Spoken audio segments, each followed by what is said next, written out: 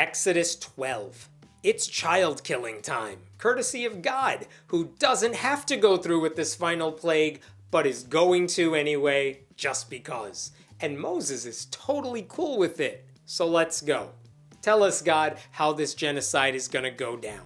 The Lord said to Moses and Aaron in Egypt, "This month is to be for you the first month of your year. Tell the whole community of Israel that on the 10th day of this month, each man is to take a lamb for his family, one for each household. If any household is too small for a whole lamb, they must share one with their nearest neighbor, having taken into account the number of people there are. You are to determine the amount of lamb needed in accordance with what each person will eat. The animals you choose must be year-old males without defect, and you may take them from the sheep or the goats." This is a weird prelude to murder. But basically, God is giving the Israelites a new calendar and telling them to murder 1-year-old male lambs in what we're about to discover will be a mass slaughter. The lambs will come into play later. Take care of them until the 14th day of the month, when all the members of the community of Israel must slaughter them at twilight. Then they are to take some of the blood and put it on the sides and tops of the door frames of the houses where they eat the lambs. That same night, they are to eat the meat roasted over the fire, along with bitter herbs and bread made without yeast. Do not eat the meat raw or boiled in water, but roast it over a fire with the head, legs, and internal organs. Do not leave any of it till morning. If some is left till morning, you must burn it. This is how you are to eat it, with your cloak tucked into your belt, your sandals on your feet, and your staff in your hand. Eat it in haste. It is the Lord's Passover. Roast it over a fire with head, legs, and internal organs. You will never enjoy anything as much as God enjoys torture. You know how recipes online often come with a long, weird personal story introducing you to the recipe's history? And everyone who's reading it is always like, who cares? Get to the point. Maybe that's all the Bible has been up until now. Just a recipe for matzah with a very long, disturbing backstory. If I have this right, God hates the Egyptians and yeast. Not necessarily in that order. But this is why Jews celebrate Passover. They're essentially marking the day that the Israelite families were passed over during this genocide.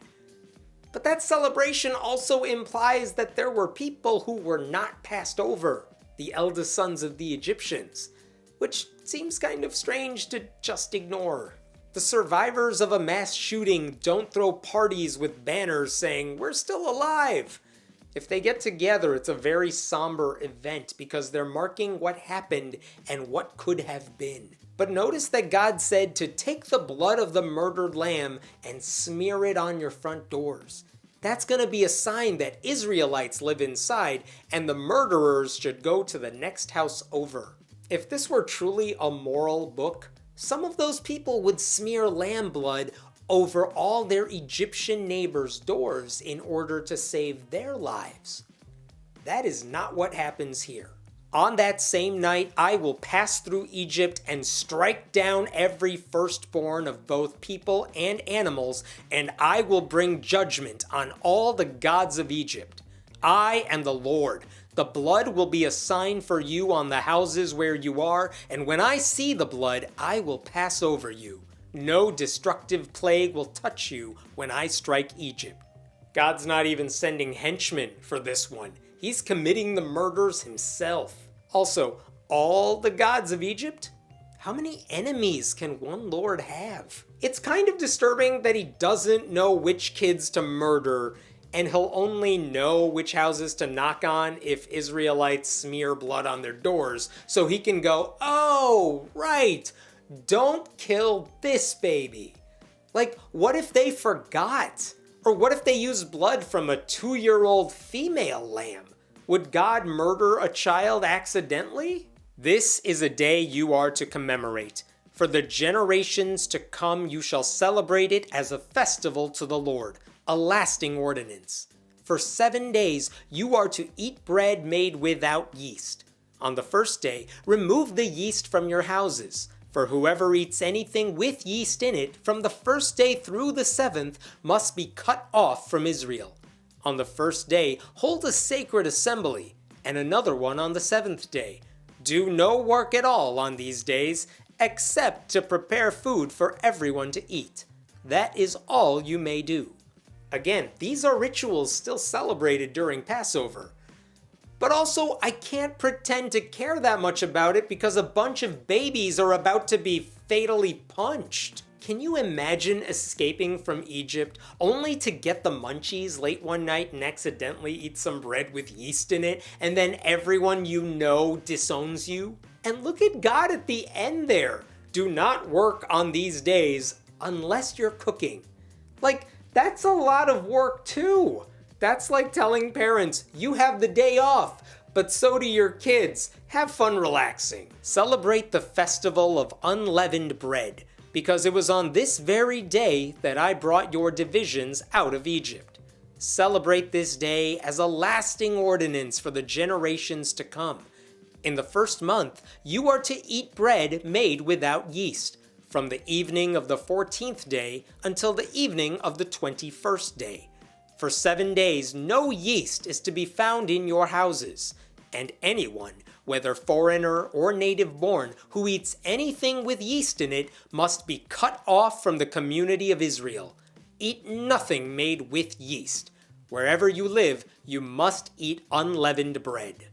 That is a very long list of rules the Israelites have to follow, for no good reason, all in exchange for God not including them in his upcoming murder rampage. Then Moses summoned all the elders of Israel and said to them, "Go at once and select the animals for your families and slaughter the Passover lamb.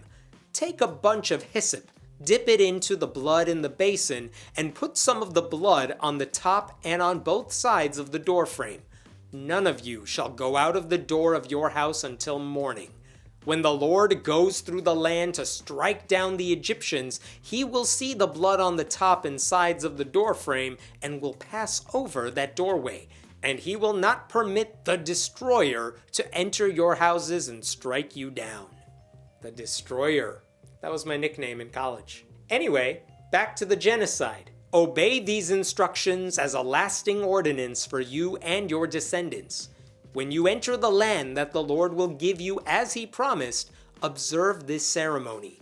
And when your children ask you, "What does this ceremony mean to you?" then tell them it is the Passover sacrifice to the Lord, who passed over the houses of the Israelites in Egypt and spared our homes when he struck down the Egyptians. Then the people bowed down and worshipped. The Israelites did just what the Lord commanded Moses and Aaron. Hey kids, remember when babies were screaming all around us because the destroyer was annihilating them? Yeah, good times. Let's eat this yeastless bread and party. Here's the really messed up thing. We are arriving at the climax of this entire story so far, the murders of the firstborns, and it's going to take place in one sentence. At midnight, the Lord struck down all the firstborn in Egypt, from the firstborn of Pharaoh who sat on the throne to the firstborn of the prisoner who was in the dungeon, and the firstborn of all the livestock as well. Pharaoh and all his officials and all the Egyptians got up during the night, and there was loud wailing in Egypt, for there was not a house without someone dead. God made a decision to murder and cause mass suffering. He did not have to do this, since he's the one who made sure Pharaoh's heart was always hardened. God did this because he wanted to. This is not a good book. Also, how is he killing the firstborn of the livestock when he's already killed all the livestock in plagues 5 and 7? Why can't God keep his murders straight? And now, after all that, after all the plagues and senseless violence, the Israelites can finally leave. During the night, Pharaoh summoned Moses and Aaron and said, "Up, leave my people, you and the Israelites. Go, worship the Lord as you have requested. Take your flocks and herds as you have said, and go. And also bless me." He couldn't just say get out. At the end, he had to throw in a, "But don't forget about me. I'll miss you." The Egyptians urged the people to hurry and leave the country, for otherwise, they said, "We will all die." So the people took their dough before the yeast was added and carried it on their shoulders in kneading troughs wrapped in clothing. The Israelites did as Moses instructed and asked the Egyptians for articles of silver and gold and for clothing.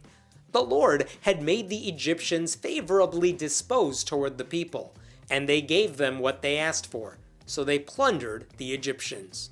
Wait, so these Israelites just knocked on the doors of Egyptians who just had someone die at home because we were told no household was spared, all so they could steal their stuff and leave?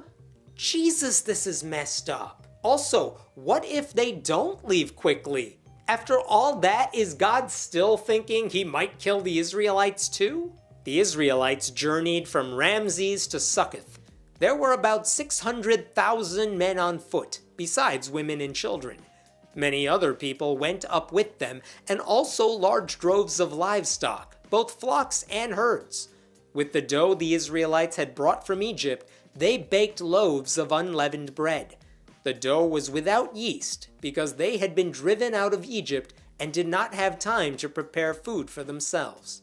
Well, I hope their recipe comes out okay, and the Bible's focus is exactly where it needs to be, on bread, and not the dead kids. Now, the length of time the Israelite people lived in Egypt was 430 years.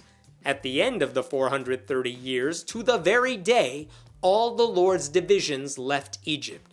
Because the Lord kept vigil that night to bring them out of Egypt, on this night all the Israelites are to keep vigil to honor the Lord for the generations to come. We are finally done with this bizarre fantasy interlude with the side dish of death and destruction. But we're not done with this chapter, because God has a few more food rules to give the Israelites. The Lord said to Moses and Aaron, "These are the regulations for the Passover meal. No foreigner may eat it. Any slave you have bought may eat it after you have circumcised him, but a temporary resident or a hired worker may not eat it." Oh, we're still doing the intolerance thing? Okay, cool. And I'm glad they're allowing the slaves to eat it in exchange for some penis skin. It is messed up that the Israelites have slaves after they themselves just escaped slavery. Also, notice that God just said no foreigner can eat the Passover meal? Hold that thought. It must be eaten inside the house. Take none of the meat outside the house. Do not break any of the bones. The whole community of Israel must celebrate it. A foreigner residing among you who wants to celebrate the Lord's Passover must have all the males in his household circumcised. Then he may take part like one born in the land. No uncircumcised male may eat it. The same law applies both to the native born and to the foreigner residing among you. You will never love anything the way God loves circumcised dicks. It turns out foreigners can eat the Passover meal if they show proof of their family circumcisions. All the Israelites did just what the Lord had commanded Moses and Aaron. And on that very day, the Lord brought the Israelites out of Egypt by their divisions. Thanks, God? ? I'm still not sure why we're all celebrating the murders of all the Egyptian firstborn boys and the suffering God just left in his wake, and why the focus shifted from murder to the lack of yeast in bread, as if that's the main thing God needs to get through to his people. And that concludes the plagues section of the Bible. This book is called Exodus, and yet no one's gone anywhere. I thought it would be about people following Moses out of Egypt. Turns out most of them are just heading 6 feet under.